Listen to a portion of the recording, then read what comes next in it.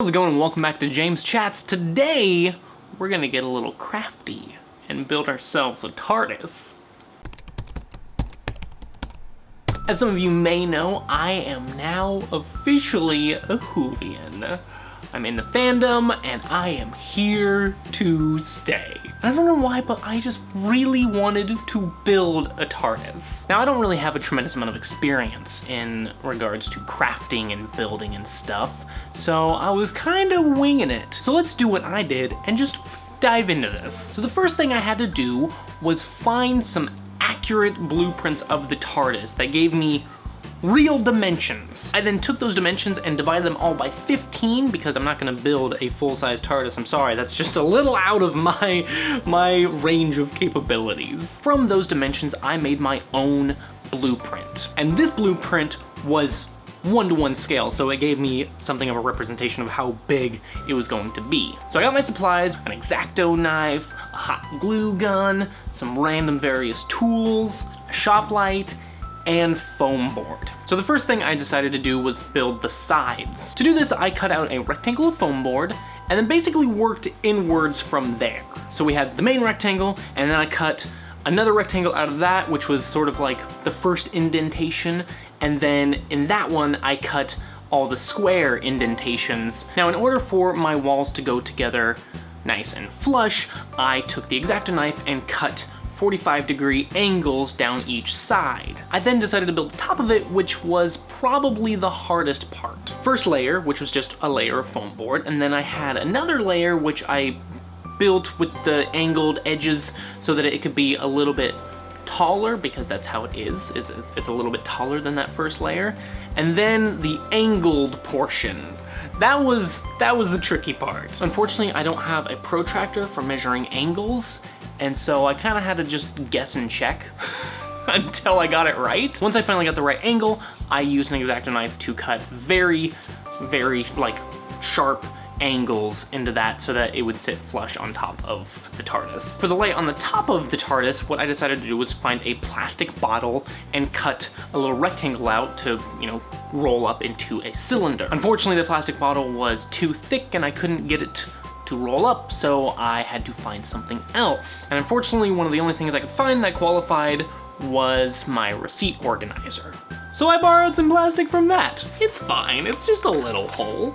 I can patch that up, right? Rolled it into a cylinder, and then I fashioned a little point on top, making a cone out of paper and gluing it on. Now, the windows were interesting. I probably could have found a better way to do this, but I'm not dissatisfied with how they turned out, so yay. The squares that I cut out for the windows, I took and separated the foam from the cardboard material that is on a foam board. Once it was separated from the foam, I used a Sharpie to draw lines on it, and then I could place it in there. I then took strips of foam board and cut it down the middle depth-wise to make it half as thick, and I glued those at the top where the police public call box signs would go. I'm super disappointed because I really wanted to make the police public call box sign on the top light up, because it does, but I knew that if I tried, I would have just destroyed everything. So I figured I would play it safe and not do it. Then I painted all of the sides and the base and the top,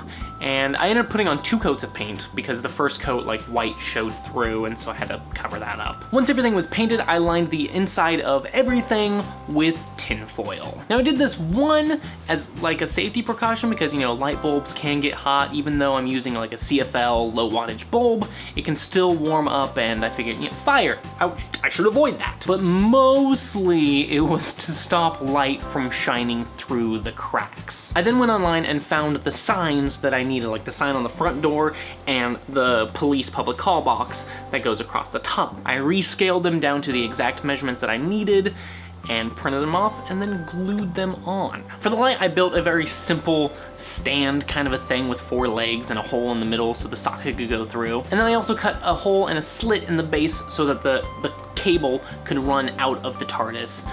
Fairly clean looking. Now that I had everything lined up, it was time to glue everything together. Now I left a little bit of extra foil on it so that way it could like overlap each other and not let light through, because that was the main objective of it. So that's why you see like excess foil on all of the sides and stuff. Without further ado, the TARDIS.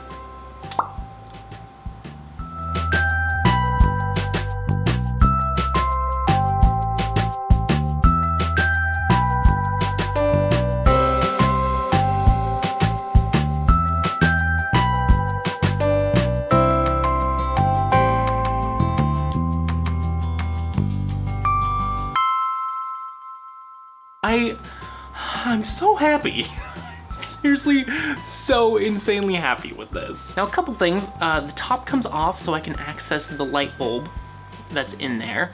And so you see a little bit of light shining through there. I'm gonna try to figure out if I can maybe glue some kind of a fabric on there that traps the light in. And I'm obviously not going to leave it on for like long extended periods of time because I really don't know how safe it is. So if you decide to make one of these and you leave it on all night and it burns your house down, it's not my fault, okay? Don't blame me. Boom, disclaimer. The wire comes out the back like so, and the switch is in there, so it's just plug and unplug to turn it off and on. I mean, I already had the shop light, and so I was like, why spend any more money than I need to? And honestly, the shop light was like $5, I think, at Walmart. So it's really cheap. All in all, I'm pretty sure this ended up costing about $15 to build and about 25 hours. So it was a lot of work, but man, I am so proud of it.